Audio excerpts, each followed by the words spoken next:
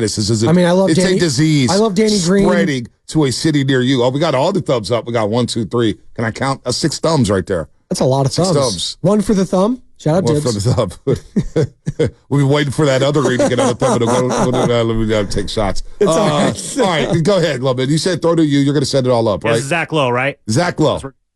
We're going Zach Lowe here. Yep. I sometimes wonder, was that the worst thing that happened to Kevin Durant? Because he went there, he won 2 titles, 2 finals MVPs. No one can take that away from him. He's never going to get the credit that those accomplishments would normally bestow on him because of how good the team was. I think he's realized that, his people realize that, he feels that, and he's just kind of been a wayward soul ever since. And I wonder if he went back to that moment and Golden State was not an option for him, if he could have made his own path somewhere else in a way that was more sustainable. Because, yeah, the 2 titles are awesome. He was incredible, 2 finals MVPs. That's all-time historic stuff. It just felt like he's been wayward ever since then, and it's just getting more and more wayward. And now we have a new coach in Phoenix, and this team they won no playoff games. This is the silly stuff that I'm talking about here. What are we doing? It's media members like Zach Lowe and people at major media markets that won't give Kevin Durant his due. He was an unrestricted free agent. He spent all that time in Oklahoma City, looked around, said you guys wouldn't spend a tax on James Harden. You didn't amnesty Perkins. Hey, look, I've done everything I can do for you guys. Now I want to become the best basketball player I could possibly be. And he watched the Warriors from afar and said, wow, look at the way they play basketball. Look at the way they can unlock my talents. And we didn't know KD was a defensive stalwart like he was when he came to the Golden State Warriors. No. He was playing defense, blocking shots, rim protection, you name it. The Hamptons 5 lineup. Could have gone wherever he wanted. He went here. He came here. And everybody got mad about that. The Warriors actually lost the NBA championship. So what do teams do when they lose? They try to get better. And the Warriors went out and got better. So they try to make it as if Kevin Durant's rings never count.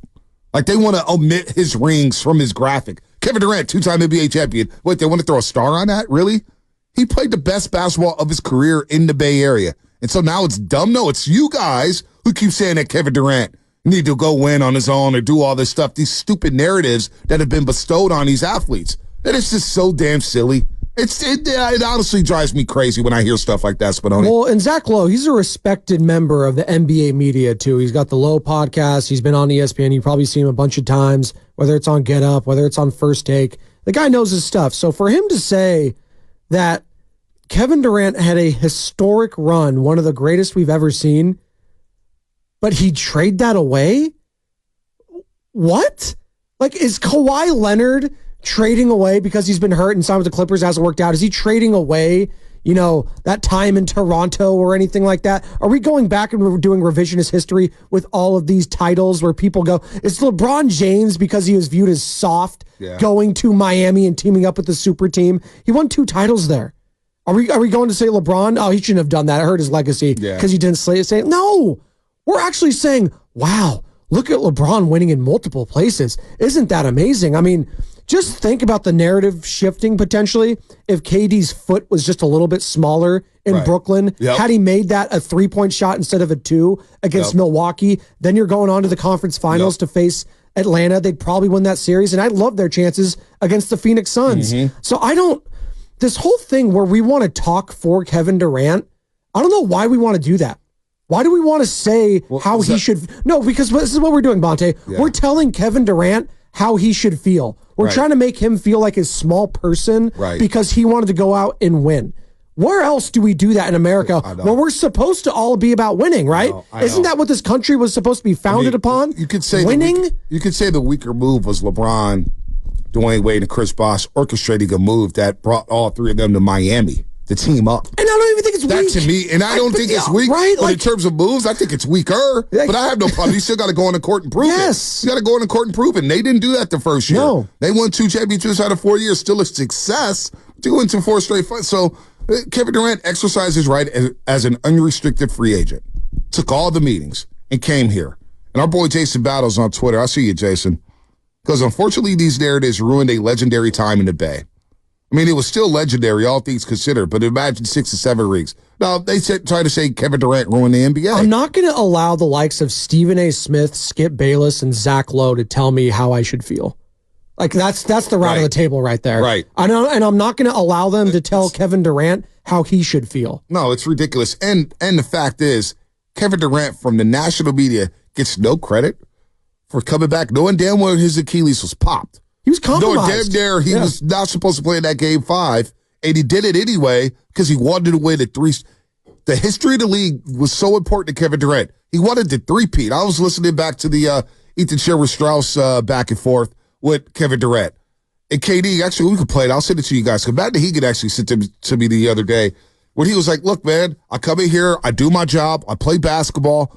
I don't want to talk about New York. I don't care what's going on with Porzingis. I'm here to try to do my job. I come here, play basketball. And he just gets picked apart left and right. I actually feel really, really bad for Kevin Durant. I do. And like Shasky brought up a couple weeks ago, was that the worst decision ever made by a superstar player leaving Golden State? I would say no.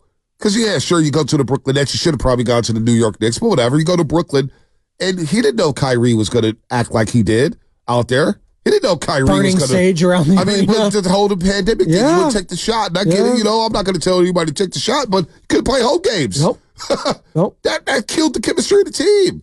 And then you got James Harden there. James Harden, he's always hurt. He comes up lame in the playoffs. Like, to your point, I hate telling other people how to feel, and especially athletes who we have never dreamed to be in that position before and having all of that power and being one of the greatest basketball players to ever play the game, telling them that you should have stuck here, you should have done this, you should have done that. It's like telling, again, we were talking about this morning, like Shaquille O'Neal, it wasn't working with Kobe. And we're all telling him he should have stayed, he should have stayed. Right. But for him, he couldn't. If for his mental health, he couldn't be there. And if the same for Kevin Durant. Well, Jerry West said, look, it's got to be you or the other. Exactly. And I'm going with the younger player. I'm going with the younger player. But if Shaq didn't help the situation and stuff like that, they could have probably tried to mend the situation. Right. Kobe has to deal with that too as well. I mean, that's something that they... It's a two-way street. Yes, exactly. Totally. But for Kevin Durant, I don't fault the guy for wanting to start his own thing somewhere else. That's his viewpoint. Zach Lowe, and I respect Zach Lowe. I think he's a hell of a journalist.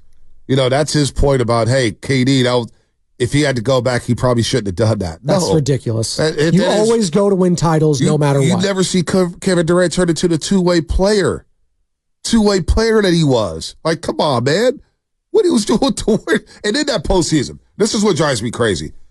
Because everybody flips the narrative on Kevin Durant. They try to say he's the weakest move. He pulled the weakest move, blah, blah, blah. He wanted the easy rig, and it shouldn't count. He ruined the NBA, blah, blah, blah, blah, blah. And I don't think Kevin Durant's coming back here. I don't. I think that ship is sailed. Yes. Eddie Johnson told us that. I believe Eddie. Eddie's not sugarcoating anything. I think Kevin Durant, if he gets traded, I don't even know if he want to come back here. I don't know. But I'll tell you what, during that playoff run, when he did get hurt in 2019, he was putting on an iconic performance, Padone. I mean, it was going to be Dirk-like. No, we were talking about the silence is deafening yesterday, and if that feels better than even your home crowd's adoration, you could hear the silence, if that makes sense, in whatever that arena's called in Toronto. Oh, yeah. Scotiabank Arena. Scotiabank Arena. You love your names of the arena. So I was leaving it on a platter for you. Like, you could hear it. Like, you saw Drake on the sidelines doing like, oh, my God, we're in trouble. Dude, I was there looking around at the crowd. They were like, oh, no. Oh, no. I think I was running the board for your show that day.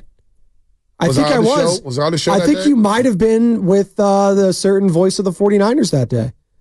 I was on a Friday. Yeah. Yeah. Yep. The connections weren't the best, but I was a film that day. So I remember. We were at the Toronto studios. Their studios was legit. Yep. I love their studios. So Kevin Durant, that 2019 playoff.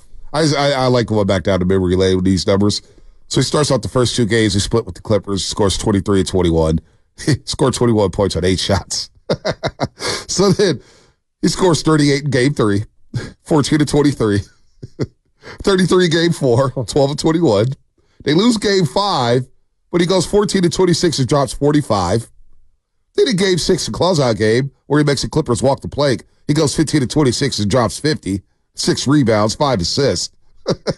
This is incredible. Then game 1 against the Rockets, Western Conference semifinals, he's going to just drop 35 in game number 1, 11 to 25. Game 2, he drops 29, 9 to 22, takes a step back. Then in game 3 in a loss, all he does is go 14 to 31. He drops 46. Then in game 5, that was game number 3. Game number 3, he dropped 46. Game 4, he dropped 34 on 10 to 22 shooting, 34.7 rebounds, 5 assists. And then before he got hurt in 32 minutes, because at that game, the Warriors had blew a big lead when he got hurt in that game 5. Yes. Fedoni. When he pulled that move on the elbow jumper, hit a mid-range jumper, and he came down and I was like, oh no, the Achilles. Yeah. He had 22, but he was in such control of his game.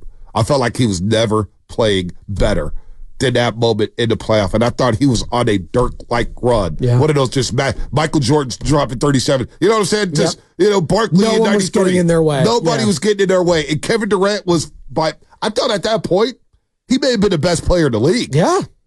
No, he was the best player in the NBA at that point. I mean, LeBron, what he was doing with those Cavs team was still absolutely incredible, as Draymond Green would say.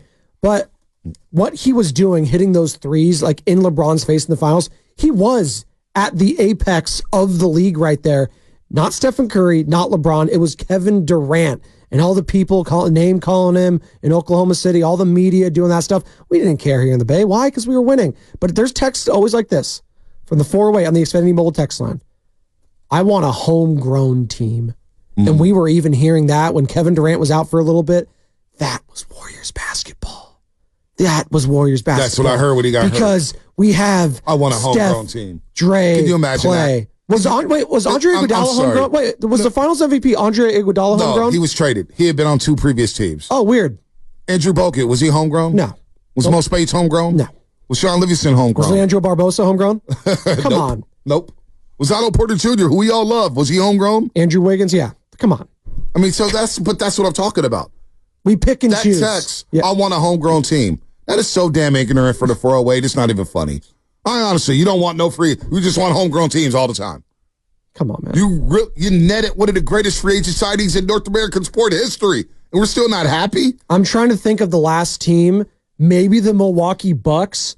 They're like top 2 or 3 players were all homegrown. And this is top also, 2 was Middleton also, and Giannis. Yeah, it's also disrespectful. Come on, he had Steph and Clay. He was getting so many open looks. You don't think Steph and Clay were getting open looks too because of Kevin Durant? They're all getting open looks because of each other. We're not doing revisionist history on Kevin Durant and how good he was with the Warriors right now. That is what we're not doing.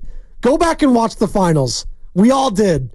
He was hitting the game-winning shots in LeBron's face. Come on. I mean let's hear. This is what happened. This is how Kevin Durant was, and this is why the rhetoric you hear about it. Here's, I just sent it to this thread. I know you haven't ready, Lubman. When was this? This was back on February 7th, 2019. I'll never forget being in this press conference. This was unreal. Go ahead, roll it, Lubman. You've obviously been around the noise for so long. Is it bothering you more this year? Is it louder this year? It's unnecessary. You gotta do Ethan Strauss who come in here and just give his whole opinion on stuff and make it seem like it's coming from me.